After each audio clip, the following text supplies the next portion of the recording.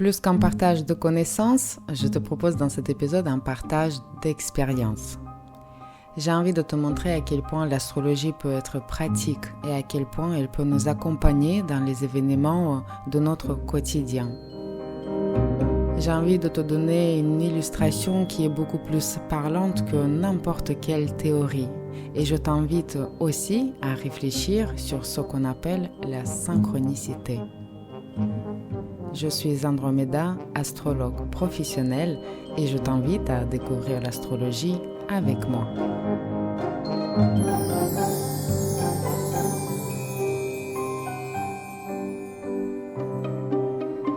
Dans la foulée de ma dernière épisode, dans laquelle on a vu ensemble avec toi le rapport de l'astrologie au temps, mais aussi la nature de prévision, j'ai envie de partager avec toi une histoire de synchronicité assez impressionnante.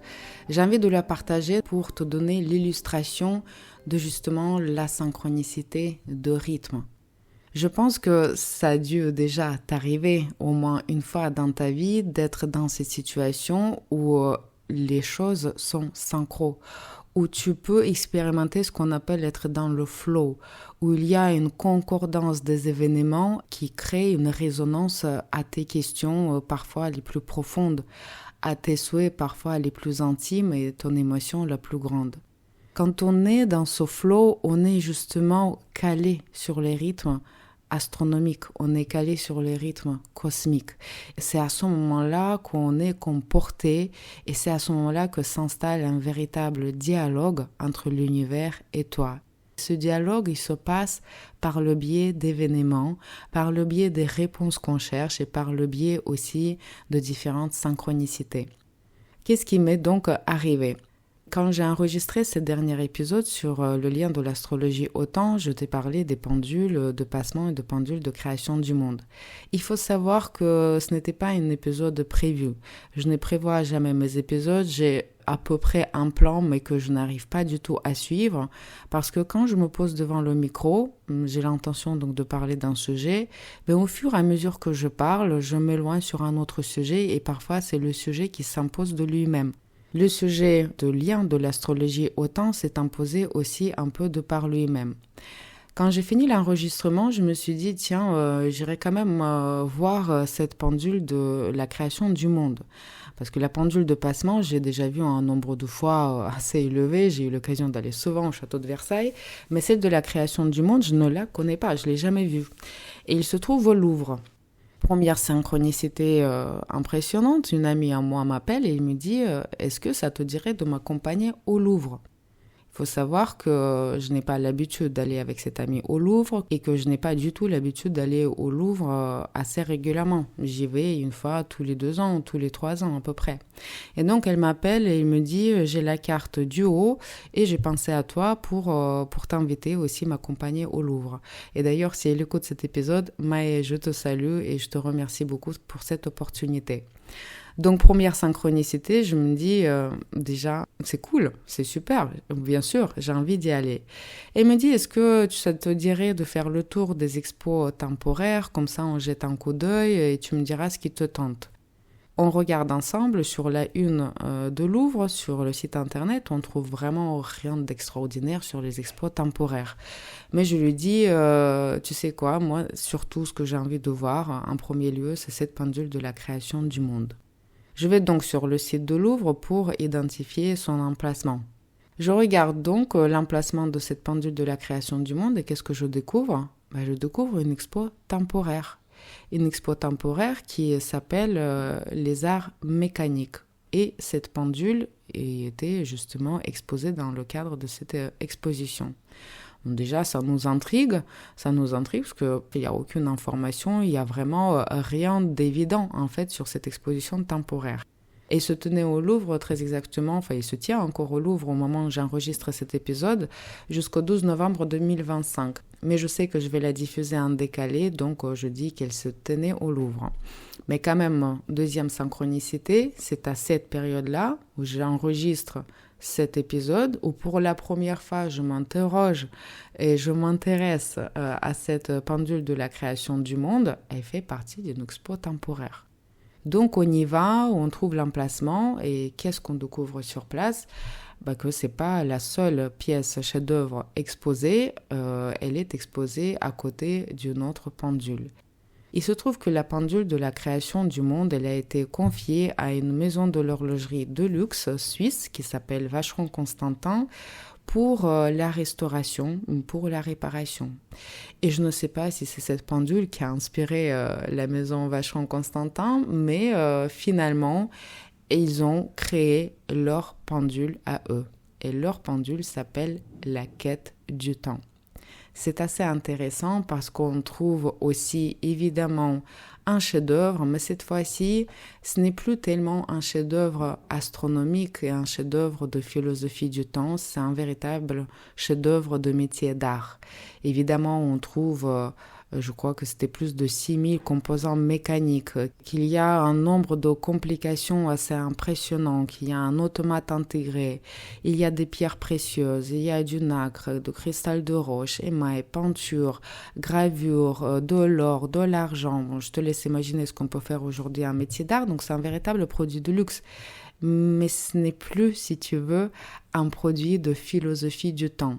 Et c'était assez drôle de voir ces deux pendules, l'une derrière l'autre, et le rapport aussi de l'homme moderne au temps qui a énormément changé, évolué pour finalement perdre de vue beaucoup de choses essentielles. Dans la pendule de la création du monde que j'ai pu voir en toute sa splendeur, et je ne peux que t'inviter à aller la voir au Louvre, elle est extraordinaire, on trouvait donc les planètes qui bougeaient au fur et à mesure qu'ils avançaient dans des signes de zodiaque. Et comme je l'avais expliqué dans l'épisode précédent, c'était pour nous indiquer des cycles majeurs. Alors que dans la pendule de la quête du temps de Vacheron Constantin, on ne trouve que la figuration des planètes. Tu trouves dans cette pendule un plateau, un lapis lazuli. Donc déjà très beau, rien à dire. Et justement, on trouve des planètes avec les inscriptions très belles, un peu à l'ancienne, mais figées. En fait, c'est une représentation de planètes. Et c'est à ce moment-là qu'on voit qu'en fait, on reproduit deux choses pour le coup pour faire joli, sans comprendre ni savoir l'information que ces choses-là pouvaient porter quand elles figuraient sur la pendule qui donnait l'heure de toutes les manières possibles. Cette présentation de la pendule de la quête du temps était accompagnée par des explications les plus détaillées possibles par les employés de Vacheron Constantin. Donc on a pu vraiment voir les détails, voir les images, voir des vidéos. C'était quand même assez impressionnant, il faut le dire. Mais pour ceux qui nous intéressent ici, le développement spirituel, les choses vraies, importantes de rapport au temps, de rapport à la vie, finalement, on ne s'y retrouvait pas dans cette pendule-là. Et ô combien on s'y retrouvait dans la pendule de la création du monde. Si l'aiguille de la seconde montre la mesure du temps la plus petite, le cycle de Saturne et sa position sur cette pendule montrent la mesure du temps la plus longue de notre vie. Et effectivement, Saturne étant la dernière planète visible à l'œil nu dans notre système solaire, il représente en astrologie la fin. Il représente en astrologie aussi la fin de toute chose, la frontière du visible. Il y a une forte association de Saturne à la mort.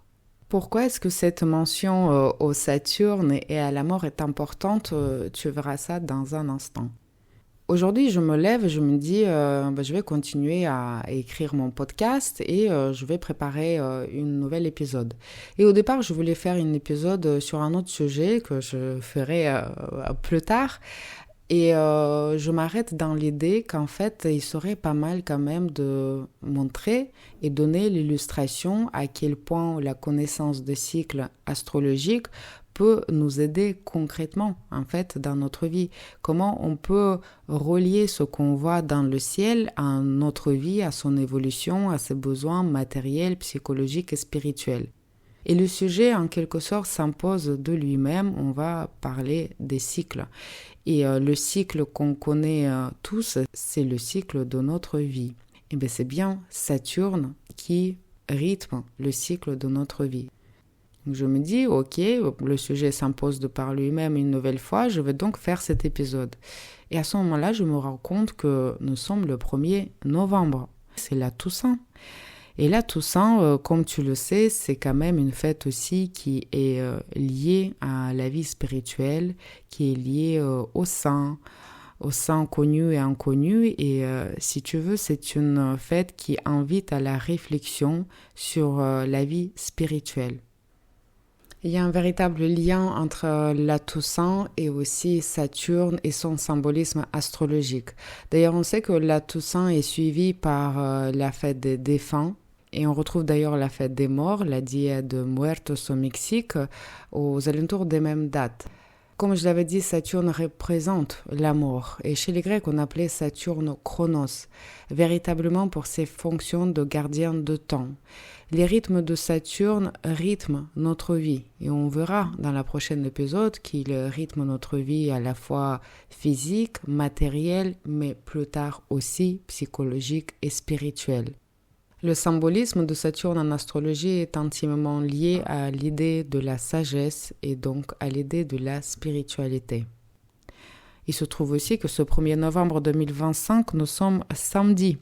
Et le samedi, c'est le jour de Saturne. Et oui, même en anglais, on peut le reconnaître plus facilement, c'est Saturday. Saturn Day. C'est donc la journée de Saturne. Résumons toutes les synchronicités qui sont arrivées l'une après l'autre. Le sujet du lien de l'astrologie au temps qui s'impose de par lui-même. Lors de travail sur cet épisode, je découvre pour la première fois la pendule de la création du monde. Une amie à moi me propose d'aller voir exactement les jours qui suivent la création de cet épisode. Cette pendule fait sujet d'une exposition temporaire lors de laquelle une autre pendule d'une nouvelle époque est présentée. Et on voit ô combien deux époques, deux lectures, deux rapports au temps différents. Ces synchronicités qui pourraient déjà suffire en elles-mêmes m'inspirent pour la suite de ce podcast sur des cycles et de Saturne. Que cela tombe le jour de la Toussaint et que le jour de la Toussaint tombe sur un samedi, la journée de Saturne. C'est une illustration parmi tant d'autres des situations qui peuvent arriver à chacun d'entre nous dans la vie. Et j'espère sincèrement que tu as déjà eu les illustrations, les occasions de vivre cette sensation, de toucher à cette émotion réjouissante quand finalement on est entièrement en phase, quand on a l'impression d'être porté dans la vie, quand la vie cesse d'être un combat et ça devient une véritable magie. Ces moments où tout d'un coup, tout se goupille, tout s'accorde et aussi tout s'aligne. On pense vraiment à ces instants-là que c'est de la magie et on le met sur le compte de la coïncidence. Mais si je te disais que cette magie-là, c'était une manière de voir la vie et finalement une manière de la vivre. Ce n'est peut-être pas pour rien qu'on le dit dans ces situations-là que les étoiles s'alignent. Pour aujourd'hui, il ne me reste plus qu'à t'inviter à continuer à apprendre plus sur l'astrologie pour que tu puisses recueillir tous les fruits et tous les bienfaits de ces connaissances. Et pour ça, je te retrouve au prochain épisode. À très bientôt.